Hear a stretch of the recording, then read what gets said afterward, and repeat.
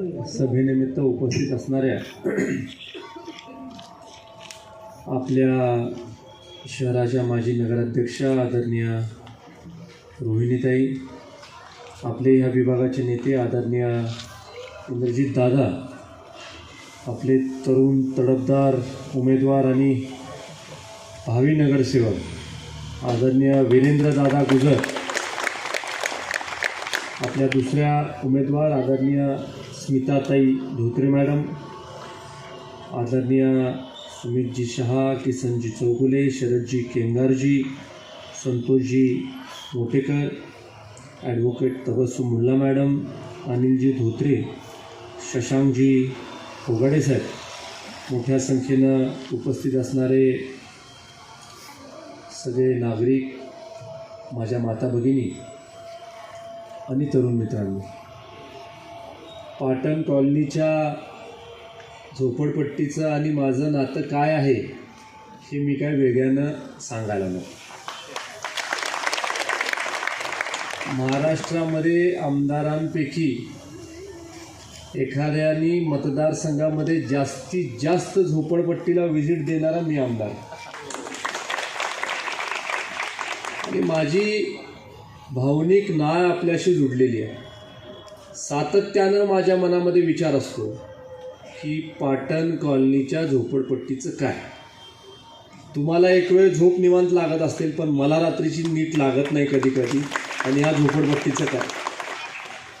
मी विधानसभेचा सदस्य झाल्यानंतर विधानसभेच्या सभागृहात पहिलं भाषण करायची संधी मला मिळाली.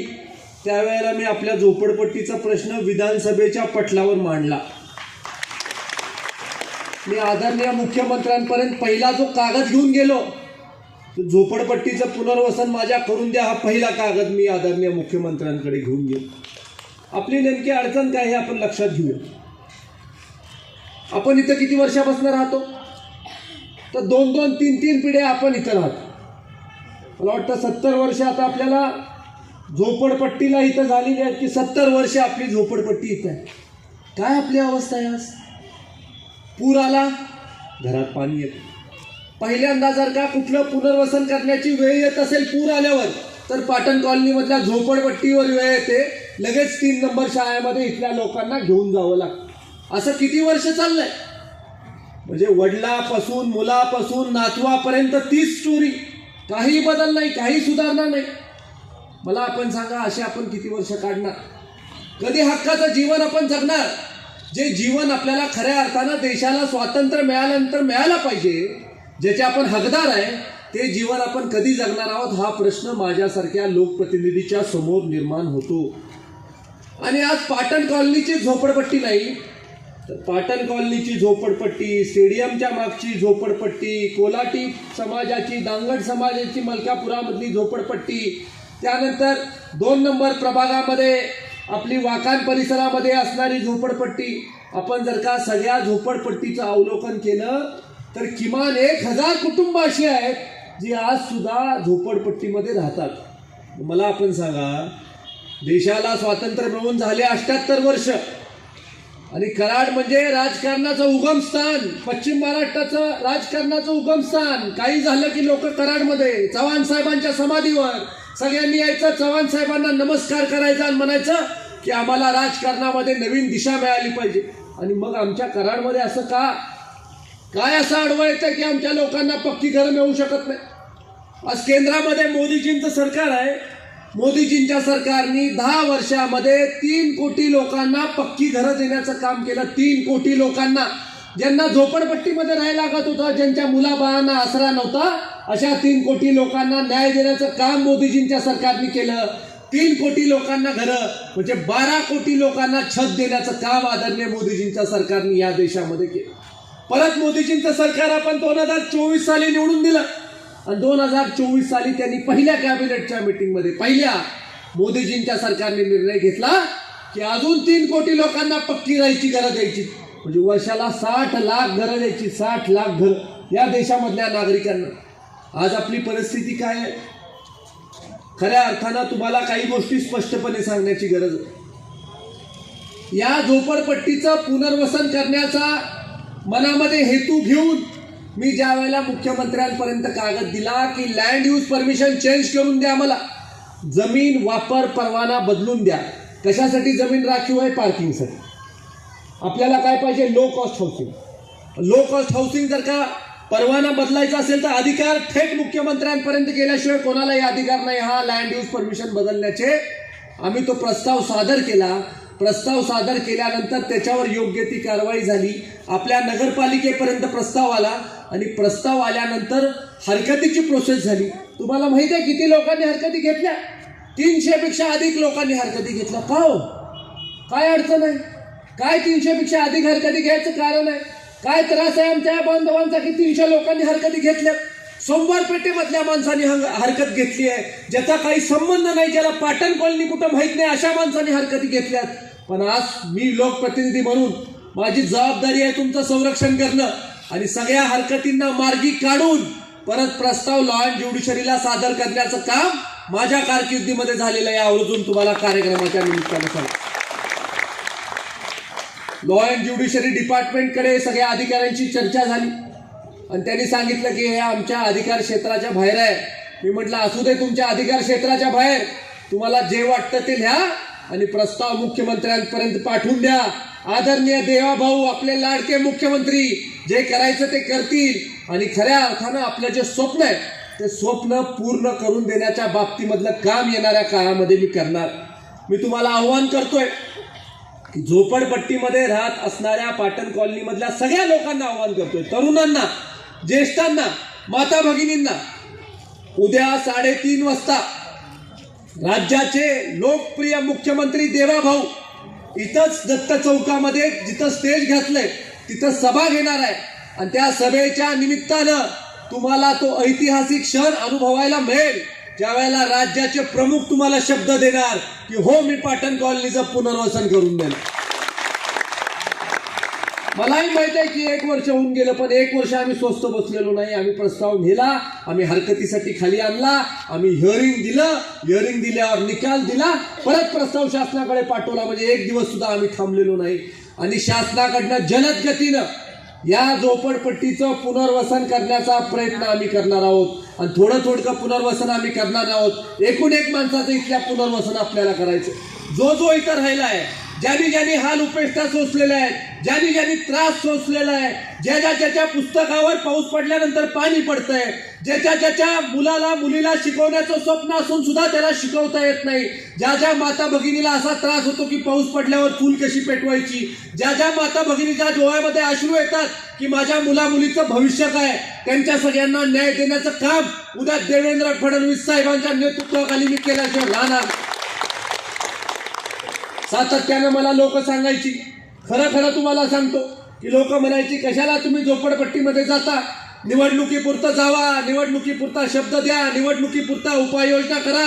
मी म्हटलं निवडणुकीपुरता मी जाणार नाही, मी परत जाणार. मी निवडणुकीला पण गेलो, निवडून आल्यावर पण गेलो, परत येतोय. जोपर्यंत इथे इमारत होत नाही ना तोपर्यंत मी इथं येत राहणार आणि इमारत झाल्यावर सुद्धा इथं येत राहणार.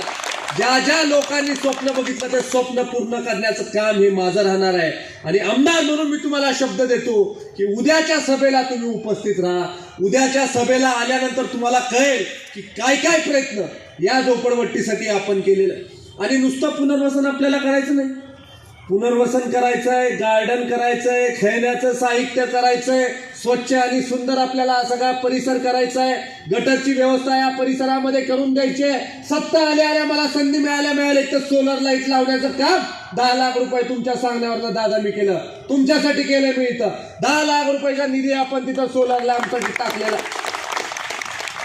त्याबरोबर आपण तुमच्या प्रभागामध्ये आदरणीय भावी नगरसेवक साहेब 3 तारखेपासून नगरसेवक म्हणण्याचं भाग्य आम्हाला लाभणार आहे. तुमच्या प्रभागामध्ये संत झुलेलाल मंदिरापासून शार्दूल देशपांडेंच्या घरापर्यंत 33 लाख रुपयाचा निधी, म्हणजे 40 लाख रुपये तुमच्या मतदारसंघात, तुमच्या प्रभागात आत्ताच उपलब्ध करून दिलेले आहेत आणि राहिलेले पैसे सुद्धा आम्ही उपलब्ध करून देणार. मला सन्मानानं आपल्याला एकच सांगायचं आहे की जे लोक ह्या देशाचे नागरिक आहेत, त्या शहराचे सन्माननीय नागरिक आहेत आणि ज्या लोकांनी अपेक्षा सुद्धा सोडून दिली आता की प्रत्येक निवडणुकीला माणसं येतात, प्रत्येक निवडणुकीला काहीतरी सांगतात आणि प्रत्येक वेळेला व्हायचं तेच होतं. मतासाठी आपला वापर करायचं काम लोक करतात. मी तसा नाहीये. मी परत परत येत राहिलोय. निवडणुकी नसताना सुद्धा एका गाडीवर प्लॅन सगळा या झोपडपट्टीचा घेऊन मी बसलेलो आहे. तुमच्या मंदिराचा पुनर्विकास करण्यासाठी सुद्धा सातत्याने मी म्हणतोय की ह्याचा आपल्याला पुनर्विकास करायचा आहे, जन्मोद्धार करायचा आहे मंदिराचा आपल्याला. आणि त्याच्यासाठी सुद्धा देवाच्या कामाला पैसे कमी पडत नसतात. लागेल तेवढे पैसे देवाच्या कामाला उपलब्ध होत असतात. चांगलं करायचं आहे आपल्याला इथं. आणि मला खऱ्या अर्थानं या गोष्टीचं दुर्दैव वाटतं. राजकीय माझे प्रतिस्पर्धी आहेत किंवा राजकीय आमचे विचार पटत नाही म्हणून नाही, खऱ्या अर्थानं एवढी मोठी देशाची राज्याची सत्ता तुम्हाला दिली होती. आपण मुख्यमंत्री राहिलाय. मी तर आमदार आहे आणि मी आमदार असताना सुद्धा तळमळीने म्हणतो की मी हे करणार. आणि तुमच्याकडे एवढी सत्ता असताना तुम्ही हे करू शकला नाही. हे खऱ्या अर्थानं माझ्यासारख्या कार्यकर्त्यांना दुर्दैव वाटतं. माझं घर जर का असतं, माझ्या घराच्या पुढं झोपडपट्टी असती तर खरं तुम्हाला सांगतो 2 पैसे माझे वाचून मी बांधून दिला असतं, पण झोपडपट्टी माझ्या घराच्या बाहेर ठेवली नसती.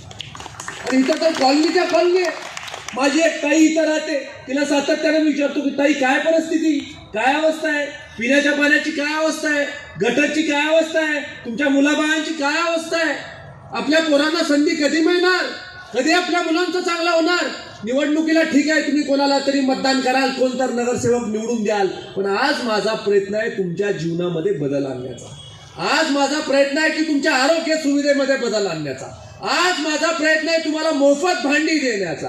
आज माझा प्रयत्न आहे तुम्हाला मोफत सेफ्टी किट देण्याचा. किती वाटले आपण मोफत भांडी? महाराष्ट्रामध्ये 1 नंबर. आणि सातत्यानं सांगायचो मी की जी आपली योजना आहे ती योजना फुकट आहे. आता तुम्ही पण लक्षात ठेवा, आमदाराची योजना फुकट योजना. कोणी पैसे मागितले तर मला सांगायचे, पैसे द्यायचे नाही, फुकट आहे ते सगळं, आम्ही आहे त्याला जबाबदार.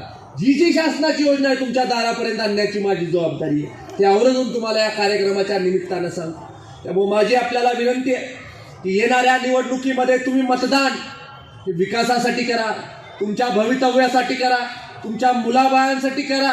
एकदा आमच्या वीरूला आणि ताईला संधी द्या. त्यांच्या माध्यमातून मागेल तेवढा निधी, मागेल तेवढे पैसे या मतदारसंघामध्ये आणण्याची माझी जबाबदारी आहे. खरं तर माझी इच्छा होती इंद्रजित दादांनी निवडणुकीला उभं राहावं. त्यांनी मला सांगितलं की नाही, आपण बाबा वीरूला संधी द्यायची. मी सामाजिक राजकीय क्षेत्रात काम करत राहील, पण वीरूला संधी द्यायची. आणि त्यांचं मी काम करण्याची पद्धत बघितल्यानंतर मला खऱ्या अर्थानं आनंद झाला, समाधान झालं. योग्य माणसाला संधी मिळालेली आहे, चांगलं तो काम करतोय, त्याच्या माध्यमातून अत्यंत चांगलं काम होईल. आणि त्याला खांद्यावर घेण्याची जबाबदारी 100% माझी राहील. माझ्या खांद्यावर बसून तो काम करेल, इतकी त्याची उंची वाढवून देईल, हा शब्द तुम्हाला या कार्यक्रमाच्या निमित्तानं देतो. तुमचा लाडका भाऊ म्हणून वीरूला तुम्ही आशीर्वाद द्या. आणि त्याला आशीर्वाद दिल्यानंतर त्याला संधी मिळेल. त्याच्या संधीचं हे दोघं सोनं केल्याशिवाय राहणार नाही, एवढी विनंती करतो. येणाऱ्या 2 तारखेला तुम्ही तुमचं बहुमोल मत नगराध्यक्षपदाचं अण्णासाहेब पावसकरांना आणि नगरसेवक पदाची मतं श्री वीरूला आणि ताईला आपण द्यावी, एवढी विनंती करतो. आणि उद्याच्या सभेला एकूण एक माणूस, एकूण एक तरुण, एकूण एक ज्येष्ठ माणूस या सभेला आपण उपस्थित राहा आणि तो ऐतिहासिक क्षण अनुभवा, एवढं सांगून थांबतो. जय हिंद, जय महाराष्ट्र.